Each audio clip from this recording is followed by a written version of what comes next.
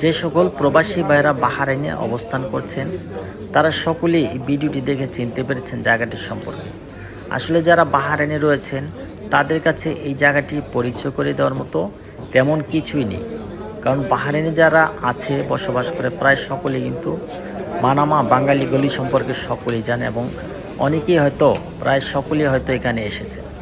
আসলে এই ছোট্ট ভিডিওটি করার মূল উদ্দেশ্য হলো বাংলাদেশে যারা রয়েছেন, বিশেষ করে আমাদের আত্মীয় স্বজন, পরিবার পরিজন, বন্ধুবান্ধব, তাদের উদ্দেশ্য এবং তাদেরকে দেখানোর জন্য কিন্তু এই ছোট্ট ভিডিওটি করা।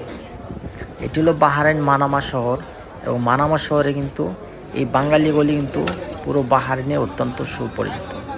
বাংলাদেশ থেকে হয়তো অনেকেই মনে করেন যে বিদেশে অনেক কিছুই বাংলাদেশের খাবার এই সমস্ত জিনিস একটু কম পাওয়া যায়। আসলে জেনে অবাক হবেন, এই মানামা গলিতে কিন্তু সব কিছুই পাওয়া যায়। এখানে চায়ের দোকান থেকে শুরু করে মাছ, মাংস, ডিম, ফ্রেশ সবজি, মিষ্টি এবং দই থেকে শুরু করে রেস্টুরেন্টের সব ধরনের খাবারই কিন্তু এই বাঙালিগুলি আসলে পাওয়া যায়। অন্যদিকে বাহরাইনে থাকে কিন্তু বাংলাদেশি গলিতে আসেনি এমন বাংলাদেশি প্রবাসী পাওয়া কিন্তু খুবই দুষ্কর। আমি নিজেও কিন্তু সপ্তাহে 2-1 বার এখানে চলে এসে ঘোরাফেরার জন্য এবং কেনাকাটা করার জন্য। আসলে এখানে আসলে মনে হয় বাংলাদেশি একটি বাজার এবং বাংলাদেশের একটি ছোট্ট ভূখণ্ড। এখানে যত ক্রেতা এবং বিক্রেতা রয়েছে প্রায় সকলে কিন্তু বাংলাদেশি।